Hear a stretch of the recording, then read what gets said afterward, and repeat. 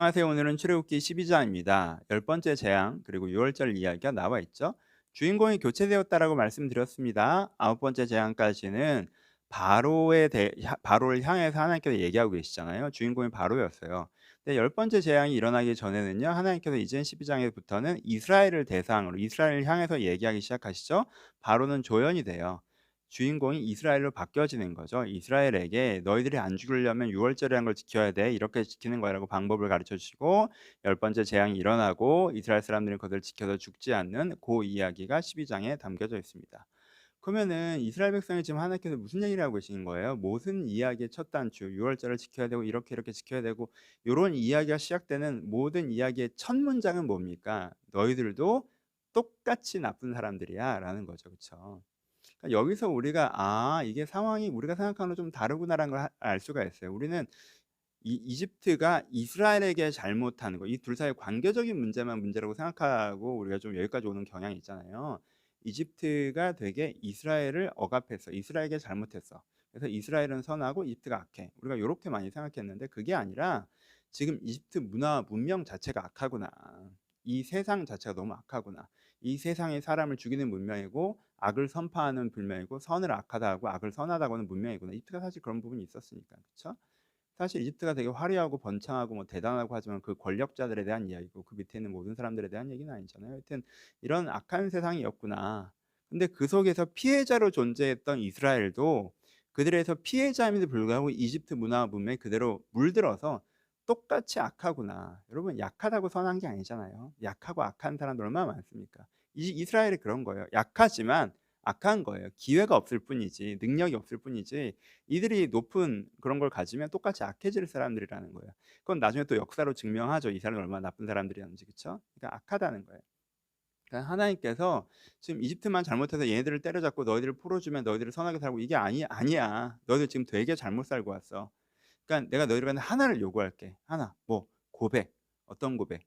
이제까지 우리가 잘못 살았습니다. 이집트 사람들을 본받아서 똑같은 사람들이 됐었어요. 내가 잘못 살았습니다. 세상과 똑같은 사람이에요. 이제까지 잘못했다는 걸 인정합니다. 이렇게 살면 죽음이 끝이라는 걸 인정해요. 이렇게 살면 심판받는다는 걸 인정해요. 이건 잘못됐어요. 나에게 새로운 기회가 있기를 바라고 새로운 기회를 소망합니다. 새로운 기회를 바라봅니다. 이게 이제 두 번째 고백이고 그렇죠? 그리고 세 번째 고백은 뭐예요? 하나님의 사랑이 그렇죠? 십자가의 은혜가 나를 이렇게 새롭게 할 것을 믿습니다. 이 세 가지 고백을 드리라는 거죠. 여러분 6월절의 장면을 보시면 어린 양은 뭘 상징해요? 순결을 상징하고요. 피는 죽음을 상징하고 그렇죠? 6월 넘어가는 거, 안 죽는 거. 피를 바르면 내가 안 죽는 건 대속을 상징하죠. 어린 양의 피로 말미암아 내가 대속받는 거를 상징해요. 그럼 먹는 거, 그걸 구워서 먹는 거. 분류하는 건 제의적 의미가 있어요. 그리고 먹는 건 뭘 상징해요? 먹는 게 내 속으로 들어오죠. 내가 되는 거죠. 그러니까 먹는 걸 뭘 상징해요? 이 고백을 나의 고백으로 받아들이는 걸 상징해요. 그렇죠? 순결하신 분의 죽음까지 그러니까 생명까지 주는 사랑으로 말미암아 나에게 새로운 삶의 새로운 생명의 기회가 있음을 믿습니다라는 게 6월절의 고백이에요. 그래서 6월절은 복음을 전하고 있는 거예요. 우리에게도 그러니까 똑같아요, 사실. 믿습니다라고 하면 어떻게 된다는 거예요? 이제까지 잘못했던 것들에 대해서 내가 죄 사함을 받고 대속을 받고 새로운 삶의 기회를 얻는 것을 얻을 수 있다라는 걸 6월절 우리가 가르쳐 주고 있는 것이죠. 그렇죠? 그래서 우리가 잘못 살아왔지만 이 6월의 고백, 복음을 다시 믿음으로 새로운 삶의 길을 얻을 수 있다가 오늘 12장의 핵심 메시지입니다. 너무너무 중요하죠. 이 부분이 로마서와 같은 부분이니까요. 여러분이 오늘 본문을 붙잡고 다시 한번 복음을 묵상해 보셨으면 좋겠습니다. 한 가지 더 이야기해야 되는 건 열 번째 재앙에 대한 이야기를 좀 드릴게요. 에 대한 질문들이 좀 있으셔서 어떤 분들은 여기서 하나님의 폭력성과 좀 부딪히시는 것 같아요. 그렇죠?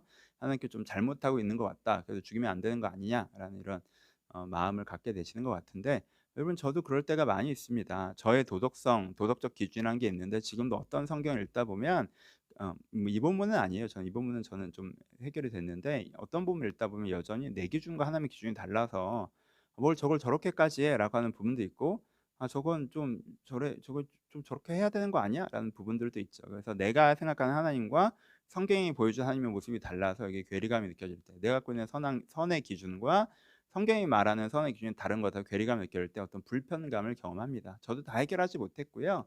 여러분들이 어떤 장면과 어떤 뭐 상황, 어떤 성경 어떤 구절에서 그런 것들이 느껴진다면 '아 이것이 무엇일까?'라고 고민하시면서 해결해 가시는 과정이 필요하다고 생각해요. 아주 건강한 거니까 그런 감정이 느껴지는 것 자체에 대해서 외면하지 마시고요. 외면하고 그냥 성경에서 멀어지시거나 뭐 '내가 잘못 생각한 거였지.' 이런 식으로 그냥 덮어 버리지 마시고 그 질문을 오늘 해결되지 않더라도 꼭 갖고 차근차근 꼭 풀어 가셨으면 좋겠다라고 생각을 합니다. 그런데 이제 뭐 오늘 그냥 팁으로 몇 가지 하나님을 위한 변론 몇 개를 소개하면 첫 번째는 이제는 죄수에 대한 측은지심 이슈가 있습니다. 이게 교도소를 방문하는 사람은 죄수들의 죄목을 모르잖아요. 그러면 그리고 이제 방문해서 그 장면만 보면 교도관이라는 사람들이 이 사람들을 억압하고 있고 불편하게 하고 있는 그 장면만 보이잖아요. 그러니까 이 사람들이 직관적으로 느껴지기에는 이 사람들이 불쌍하고 선한 사람들이고 이 교도관, 이 국가 권력이 뭔가 악한 것처럼 인지가 된다라는 거예요. 그래서 어떤 편향성까지 갖게 되냐면 이 사람들이 좀 억울하게 들어오지 않았을까? 혹은 이 사람이 이미 다 교화돼서 나가도 되는 사람이 됐는데 예전에 잘못한 사람과 다른데 아직도 있는 게 아닐까라는 편향성을 가지고 마치 이 사람들은 선량하고 이들을 억압하는 교도관 혹은 국가 권력이 좀 잘못된 것 같다라는 인지를 갖게 되는 경우가 있다라는 거죠. 이게 이제 죄수를 향한 측은지심인데 약간 근데 이 측은지심이 틀릴 때가 훨씬 더 많다는 거죠. 왜요? 사실 여기에 있는 사람들의 대부분은 억울하게 들어온 것이 아니라 억울하게 들어온 소수가 있겠지만 대부분은 들어올 만해서 들어온 거고요. 여기 있는 사람들의 상당수는 지금 당장 내보내면 또 다른 사람에게 피해를 아주 심각한 피해를 줄 만한 사람들이라는 거예요. 그런데도 불구하고 그 되게 소수로만 존재하는 억울한 사람과 이미 교화된 사람들일 것이다라고 생각하는 왜? 이들의 죄목을 모르니까. 이게 인제 죄수를 향한 측은지심인데 우리가 이 장면을 볼 때 그런 이슈들이 좀 있다라고 변론합니다. 이렇게 우리가 인제 이스라엘과 이집트가 얼마나 잘못했는지는 본문에 다 자세히 설명이 안 되잖아요. 하나님께서는 그걸 설명할 이유를 못 느끼세요. "내가 그렇다라고 하면 그걸 좀 날 믿어 줘야지. 내 판단을 믿어 줘야지. 내가 의롭다는 거 안 믿어?"라고 얘기하시는 거예요. 그래서 굳이 설명을 다 안 하시거든요. 근데 그때 그 당시 이집트 문화, 이스라엘 사람들의 삶, 그 각각 개인의 삶이라고 하는 게 너무너무 심각하게 이제 안 좋았다라는 거죠. 우리가 그걸 모르는 상태로 요 심판하는 장면만 보니까 마치 하나님이 과도한 교도관인 것처럼 생각하게 되는데 그렇지 않다는 게 이제 하나님을 향한 변론 첫 번째고요. 이건 뭐 이게 딱 맞다기보다 이건 신학적인 거라 그냥 서로 논리가 왔다 갔다 하는 거예요. 그냥 참조만 하시면 돼요.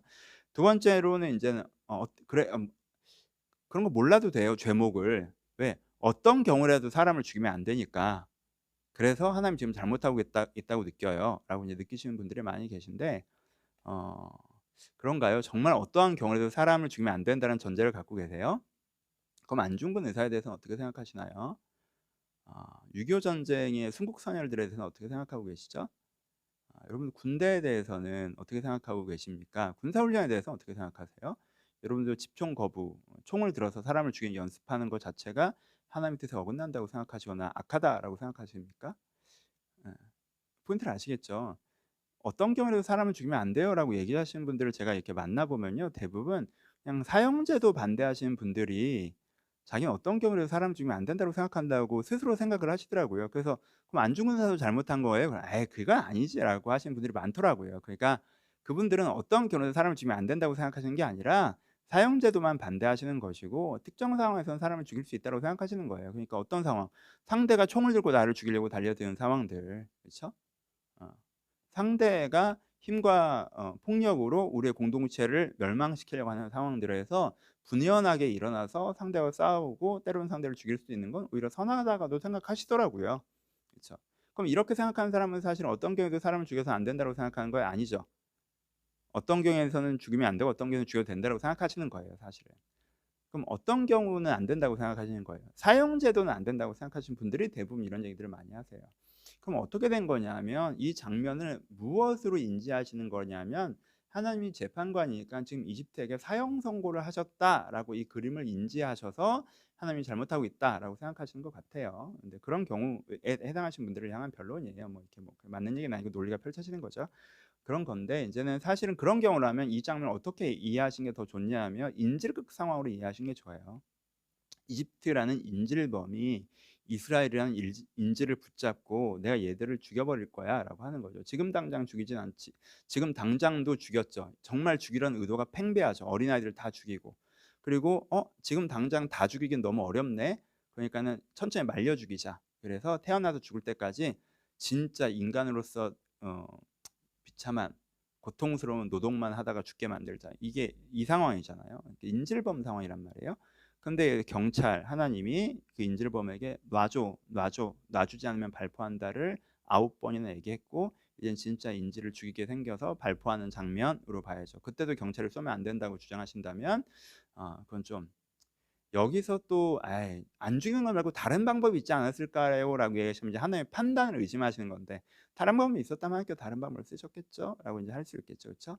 그러니까 여기서 하나님의 판단이 잘못된 것 같아요. 그리고 그렇게 나쁘지 않은데 하나님께서 뭐 이렇게 한 것 같아요. 이렇게 하나님의 판단을 의심해 버리시는 게 이제 문제가 되는 뭐 그런 거죠. 약간. 세 번째 이제 죽음이라는 것인데, 얘는 그래도 1살짜리 애들도 있을 거고 억울한 죽음이 거의 왜 없었겠습니까? 라고 이제 하시는 건데, 그럴 수 있겠죠. 이제 그건 조금 다른 얘기일 수 있는데, 욥기에서도 이제 태어나지 못하고 죽은 아이들에 대한 이야기가 나오고요. 바울도 억울한 죽음에 대한 이야기들을 좀 하죠. 근데 바울의 논리로 이야기를 하면, 바울이 본인도 죽음 이후에 아무것도 없다면 내가 세상에서 제일 억울하다, 불쌍하다라고 표현을 하죠. 그러니까 어떤 일이에요? 억울한 삶은 있는데 억울한 죽음이 없다라고 얘기하는 게 성경의 정신인데, 왜냐하면 우리는 죽음 이후에도 생존한다고 믿잖아요. 죽음 이후에도 메인 삶이 이어진다고 믿기 때문에, 우리가 억울한 삶을 살았으면 죽음 이후에 그 삶을 충분히 보상받는다라는 게 우리의 믿는 개념이기 때문에, 태어나지도 못하고 죽은 아이들이 뭐 천국에 간다라는 이미지가 있잖아요. 그래서 이제는 그렇게 우리가 생각하기 때문에, 만약에 이 상황에서 어떤 억울한 죽음이 있었다면 거기에 대한 충분한 더 좋은 삶이 제공되었을 것이다. 이게 이제 세 번째 변론이 되는 거죠.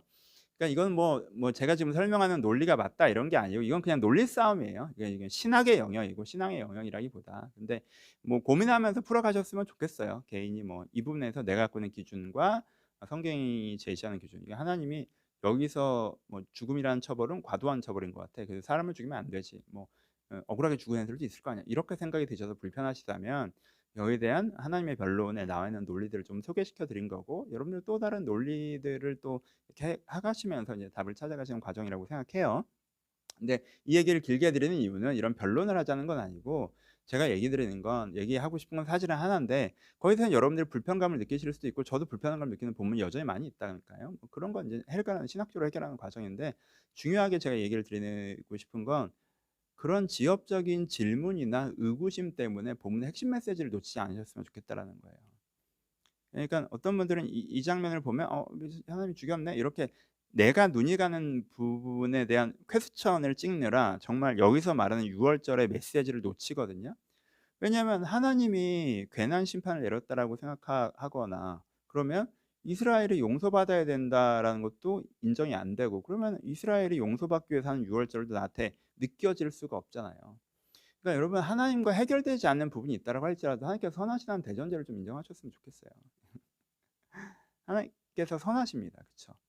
그러니까 그 장면에서 의견이 다를 수 있지만, 대전제로 일단은 선하신 하나님께서 보시기에 이스라엘에게 정말 심각한 문제가 있었고, 이 심각한 문제가 있는 이스라엘에게 이런 기회를 주셨구나. 핵심 메시지는 집중하시고 이 메시지를 잘 들으시고, 근데 그 하나님께서 선하신다는 건 내가 여전히 믿지만 그분에 대해서는 잘 이해가 안 된다라고 블랭크로 남겨주셔서, 그리고 그 부분들 나중에 신학적으로 고민해 가시면서 메시지는 잘 받아들이되, 이렇게 이 부분은 또 이 부분대로 풀어가시는 것들을 잘 하셨으면 좋겠다라고 생각을 해요. 이게 그 남해승 클래스에서도 말씀을 드렸었는데, 이거 많이 안 들으시는 것 같은데, 성경을 읽을 때 클래스 마지막에 읽어보세요. 결론만 말씀드리면, 설명을 드릴 때 우리는 지금 요즘 사람들은 책을 읽을 때 독자 반응 비평을 읽어요. 그래서 읽다가 내 눈이 가는 곳을 읽는 게 잘 읽는 거라고 생각해요. 그리고 그 부분에 대한 내 생각을 펼쳐나가는 게 책을 잘 읽는 거예요. 독자가 주도적으로 읽는 거죠. 근데 여러분, 그거는 소설책을 그렇게 읽는 거고요. 교과서는 그렇게 읽는 거 아니에요. 그렇죠? 교과서 읽을 땐 어떻게 읽어야 돼요? 독자 반응 비평, 내가 마음에 드는 거 위주로 읽어요? 내가 눈에 가는 거 위주로 읽어요? 아니죠. 이 교과서를 쓴 사람이 전달하고자 하는 핵심 메시지를 내가 찾아내려고 읽어야 돼요. 그렇죠? 그러지 않고 내가 관심 있는 부분만 읽으면 이 교과서를 제대로 읽었다고 할 수가 없는 거예요. 성경은 소설책보다는 교과서에 가까워요. 하나님께서 여러분들을 제시하시고자 하는 핵심 메시지를 들으려고 하는 관점을 읽으셔야 정말 가져야 되는 게 성경 읽는 그 가장 핵심 가치를 내가 잃어버리지 않을 수가 있습니다. 그러니까 그렇게 읽으시는 관점을 놓치지 않으셨으면 좋겠다. 그런데 부분적으로는 여러분들이 불편해요 하는 건 너무 좋아요. 나쁜 거 아니에요, 여러분. 저도 어떤 부분이 그런다니까요, 여전히. 근데 그 불편감을 가지고 근데 고민해 가시면 답이 찾아집니다. 그래서 그렇게 해 가셨으면 좋겠다라고 말씀드리고요. 오늘은 너무 길게 했다. 다른 이야기 많이 했는데 근데 정말 이제 적용하죠. 중요한 얘기는 6월절. 여러분 6월절의 고백을 오늘 다시 한번 묵상하셨으면 좋겠어요. 복음을 다시 한번 묵상하세요. 6월절을 지키지 않는 건 뭐예요? 내가 이렇게 사는 게 뭐가 문제야? 어, 내가 잘못 살긴 했는데 잘못 살아버렸어. 내 인생에 미래가 없어.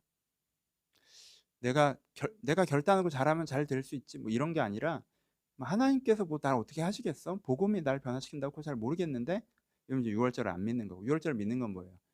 내가 잘못 살아왔어. 이렇게 살면 큰일 나. 내 안에 새로운 삶의 기회가 있어. 그 삶의 기회는 나를 사랑하는 하나님의 사랑을 믿는 것을 통해서 내가 내 영혼의 구원을 받는 내 내면을 변화돼 가는 것을 통해서 내가 그 새로운 삶을 향해서 나아갈 수가 있어. 이게 이제 6월절을 믿는 거예요. 여러분 어린 양의 피를 문설주에 바르셔야 돼요. 네, 하나님 내가 이제까지 이렇게 사는 건 아니고요. 하지만 하나님의 사랑으로 내가 새로운 삶의 기회가 있음을 믿습니다. 그럼 그 양의 고기를 먹으셔야 돼요. 하나님 내가 이 고백을 나의 고백으로 드립니다. 내 영혼을 새롭게 하시고 내 삶을 인도하여 주옵소서. 여러분들 이 고백을 드리시는 이 6월절 고백 여러분들 꼭 있으셨으면 좋겠다. 오늘 이게 이제 적용 첫 번째. 적용 두 번째는 이제 아까 얘기했지만 약하다고 선한 게 아닙니다. 여러분들이 약할 때 여러분들이 선하다고 착각하지 않으셨으면 좋겠고 적용 세 번째는 하나님에 대한 기본적인 신뢰감을 갖고 성경을 읽으셔야 된다는 거. 하나님께서 선하시고 최선의 판단을 하십니다. 그걸 신뢰하시고 읽으셔야 핵심 메시지를 놓치지 않고 이해되지 않는 부분들은 이해되지 않는 부분대로 또 뭐 저한테 저 그런 대답 나름 잘하는 편인데 이렇게 저랑 같이 또 함께 고민해 가셨으면 좋겠다 생각합니다. 은혜로운 하루 되셨으면 좋겠습니다. 감사합니다.